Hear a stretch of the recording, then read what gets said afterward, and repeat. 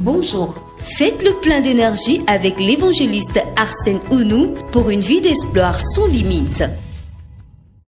Gloire à Dieu. Alléluia. Que le Seigneur vous bénisse abondamment dans le nom de notre Seigneur Jésus-Christ. La semaine dernière, nous avons commencé par parler de l'amour de Dieu. Nous avons vu notre relation avec le Seigneur comme une relation d'amour. Une relation d'amour dans laquelle c'est le Seigneur qui nous a aimés premièrement. C'est lui qui a fait le pas vers nous. Et nous devons répondre à son amour en l'aimant également en retour.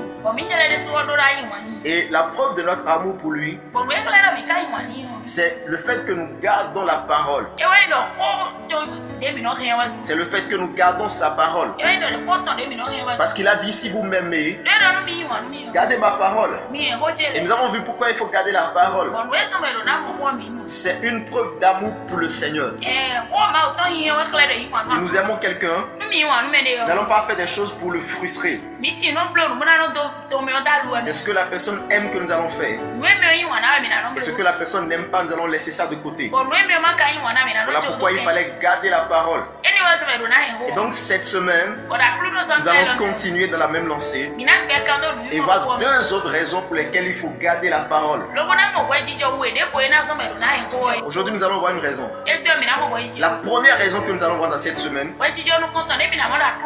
c'est que nous devons tendre vers la perfection. Nous devons tendre vers la perfection. Dieu ne nous a pas épousés parce que nous étions parfaits. Il ne nous a pas épousés parce que nous n'avions pas de défaut.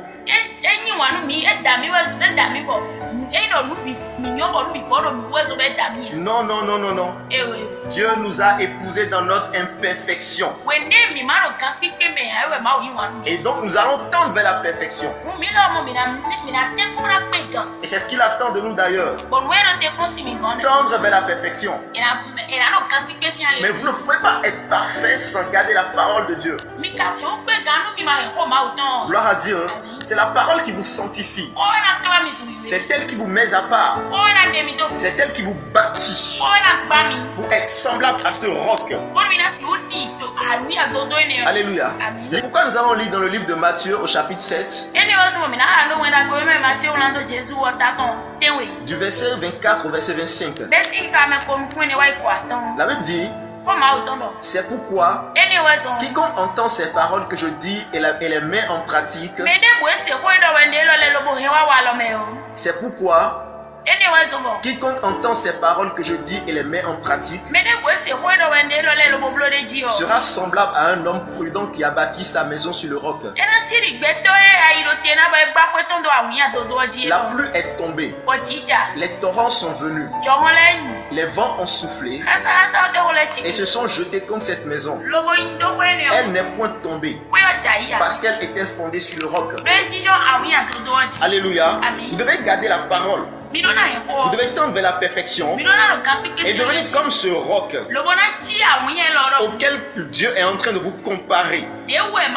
Parce que si vous n'êtes pas parfait, si vous ne tendez pas vers cette perfection, lorsque les problèmes vont venir, lorsque les difficultés vont survenir, vous allez abandonner l'époux et repartir en arrière. Voilà pourquoi la Bible dit que vous devez garder la parole et la mettre en pratique. Mais si vous ne gardez pas la parole et qu'en cas de difficulté vous retournez en arrière,